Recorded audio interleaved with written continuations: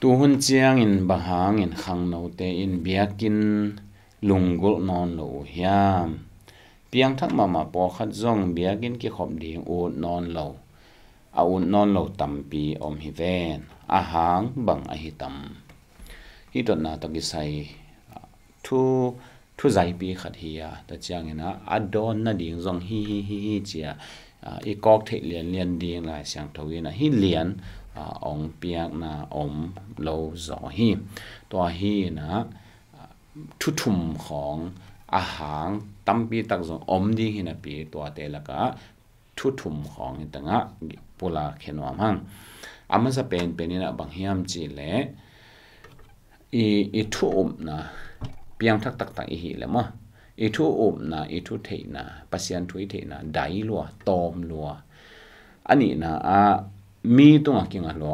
athum na a ang song khol lo hi tang hangina tuon mi tampi tak khangnote bu hi ki mi tampi ta Biakinn on non khol lo hi thu thei te hoi taka research abo te laka Barna group akichite bangena bangchiu yam chile America Christian te sunga mo Christian akichi te sunga America khangno za khat bekina Christian umna tak tak ichi banghiam chi theu hi che umna lai gel chi te mo gen te nain lai siang tho pasian kamal hial lo chi te akipan pasian pen om tak tak hi thuman thu tak om hi chi te akipan doi mang pa zong om tak tak hi chi a hi zong in happy na hangin na to gup na kinga chi a hi zong in jesu khazi mo nei lo hi na nungak siang tho sung pana ong so ka ina chi te akipan na pai pi atel Christian te songa khangno Christian te songa za khat bek om hi china ge ni adang som kol kwaten tel aup thu tel si set low a Christian worldview thei si set low hi manina a thau da bai ziaw ai kele thupi saklo to hang hi pek ma di hi chi tanga mu the yang Fuller Seminary pana research about na wa bang chiu yam chi le USA po pi sunga khangno youth group ichi de ma khangno te focus khangno te adinga ihun bo ai kele activities tom i hi te atamzo en le hang entertainment hilal hi nop amao nop sang na ding chiang hi ya ta chiang ina anne khop na pizza ne khop na hilal hi chena ge no hi to hin pasien thu kitchen taka ki hel ten na om lowa a koi chi nuam sa thei di ngo chi vi ve tam za thama hi manina to hangin khangno te ina up lo ding na ngon hoi tak thei lo Christian na tak jong thei lo ha dai lo o a hi manina a pial bai o hi alungul za ding wa alungul zo lo hi china ge no hi Barnett group te ma le ta changena USA Today te bangin bang chiu hiam chi le US Christian te high school amanu te mo high school amanu cha amau le mawin nun tak akipadu te za som si lenga pen Biakinn tung non lo zo hi china ge no hi tua zong ahang pen bang hiam chi le aup na u to high school aman mau in pana ina om lai aup na aup ding ai ke aup na hoi taka kichian lo a hi manin ong so ta khia do chiang ina pasian pen number khana koi non lo a hi hang hi pa hi bang chirani na gen lai hiam chi le sanga ka khada nai som thum sanga hun lau ong chau chiang wa zong ka khada nai som thum tang ma TV maya tu mo a computer mai wo tu mo a phone khoi mo chi ai chianga ni pi ni Biakinn apai u hang ni pi ni Biakinn apai u pen mini som li lenga sung be hin to zo a mini som li lenga sung ton tung thu hoi taka sin tang chi om lo lai a hi manin to mini som li lenga in sanga nai som thum le ina nai som thum te khu zo lo ai ke le zo lo to hi manina leitung chi le sa leitung na te na zo hi chena ge no hi thukan pol khat adang po khat te na bang chiu hiam chi le nu le pa mo anu to apa to anu le pa ani wa thu hiya biakina a active ma mo a hi le ata te uza a som ko le thumbel biakina active swak biakin pai thupi saw hi chi azenzenina nu le pa khat zo back in a biakin pai thupi saten tena a khanin o mo khollo a hi le ata te u za som sagi le thum begina pasian thupi saw hi china ge no hi atom na a anul a hi apa hi jong piang thak bel hi sam Christian hi sam na pi biakin pai ding ai ke le pasian na sep na te chine biakin vai to ki sai popi vai to ki sai na sep na de thupi asa khollo aumlel polu a hi le ata te uza som nga le thum khong bek biakin tung hi chi in ke no hi to hi in a huamin to teng igen na tung ton banggen the yam chi le US gambang hi le tapi ro gam ichi phial mo hi na hi ba hi het ke na tam zo het ke win a hi zo a huama ichi de Christian huza bel om zo de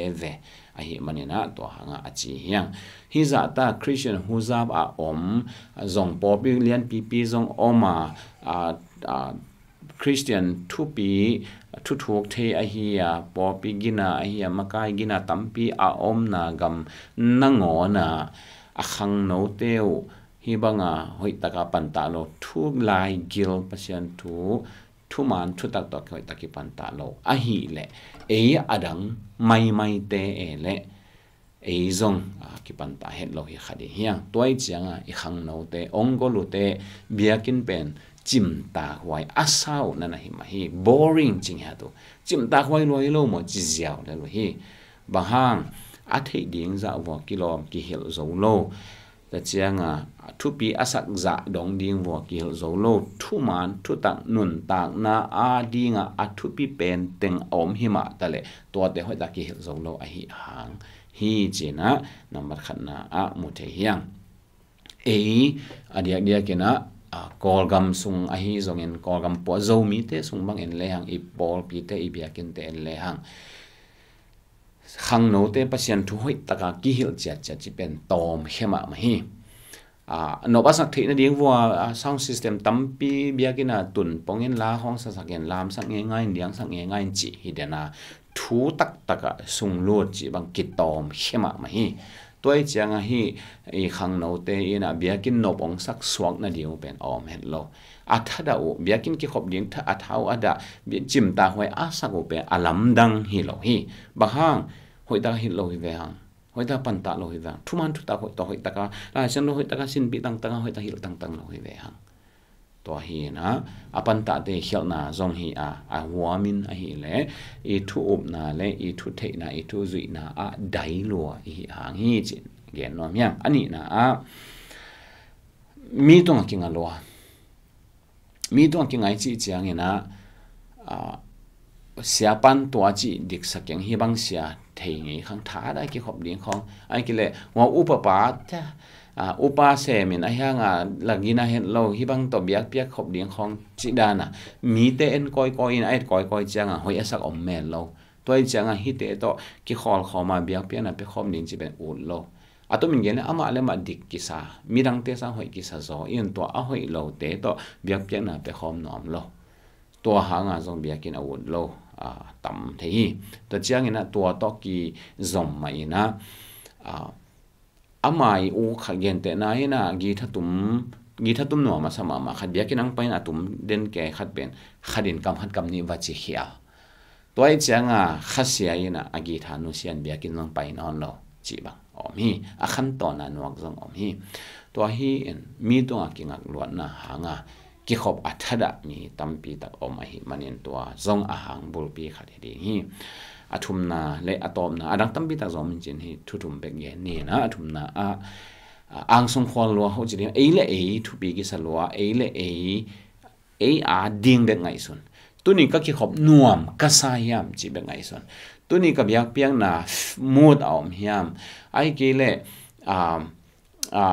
tuni ken bang tang hi kha ka hiam siapa ina thungen dinga ong se mo sumpi dong dingang se mo thu khat be ong dot chiang be ka nuam sa thuang ki dong mel lo ong ki ho pi mel lo chianga hi ki khop na nom ke cha ning ai ke ki khom non ke ning chi hi na hi por pia din ken bang sem thei ding ka hiam chi sanga hi por pin ke ong bang chi thei di hiam chi vi ve ngai sun ang song khwal vi ve hi mana biakin ki khop ding pen I tha ada thei nana hi to hi na ken topa adinga kana sep thei na pen por pi sung athu pi pen hi manin hi por pi sunga koi tanga ki hel thei ding ka hiam chi zong ten le hang ki khop pen ipel ding na sama ma ding hiang a hi zon dinai gen ma bangi atam zo te in hi por pi a ke bang pe di ke thu pi ang sa hiam ong thu pi bol hiam chi vi ve ngai sun hi por pi pan ken bang nga ding ka hiam min phan na khat pe nga ding ka hiam ai ke le phatom na sumle pai po pe khat pe mo hu na khat pe mo bayam khat ka nga ke le chia a he anuak chidan ke tamma hi to hi manina khangnote ya khangno lote hi songena hi thuthum tengin ai ki khopna ong nong kai sang ma ho chini hiam biakin ong tunglo sak thu tampi takte laka apai pi ma thuthum hitanga amuthe hiang to hi in I khangnote biakin lama ong lop swak theina diengon na akip theina diengon lai sang thoma thuman thu tak thu lai gilma iki hil chat deng mok dian mok lam to ko ma thu songa lut zo lo hi manina asia tema maina thu hoi takin sinin hoi takin hil deng thu pi ma dinga to khit chiang ina pol pia din ken bang sem ding pasiana dinga kana sep thei pen hi ka pol pi ka ki hel na ka sep thei pen hi chi thei gi ge le mi tunga kinga kha hel lowa ke pasian na sem hieng chi ngai sunin topa alung kim sak ding pa hing chi ngai sunin to lung sim to hi le hang biakin ipel ding ki khop ipel ding haksa sama ma de hiang tang lai na mi ten ki khop ding anun ta naw to khek za dongin luang kham za dongin ki khom tan hi tu hon chiang ina eizong itwa chi ten ding akwa ma chia to pa in thu pa ong peta hen